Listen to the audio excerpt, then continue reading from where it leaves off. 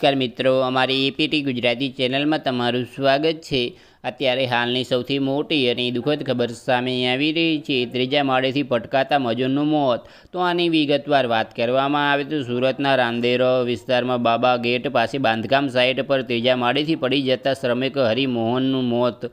તો આની વિગતવાર વાત કરવામાં આવે તો તમને જણાવી દઈએ મિત્રો કે તેઓ સેન્ટિંગનું કામ કરી રહ્યા હતા। તો આની વિગતવાર વાત કરવામાં આવે તો ત્યારે અકસ્માત બન્યો। પરિવારજનોને આ સાઇટ પર સુરક્ષા વ્યવસ્થા ન હોવાનો આક્ષેપ કર્યો છે। તો તમને જણાવી દઈએ મિત્રો કે અને કહ્યું કે જો કોન્ટ્રાક્ટરે તરત જ નજીકની હોસ્પિટલમાં સારવાર અપાવી હોત તો તેમનો જીવ બચી શક્યો હોત।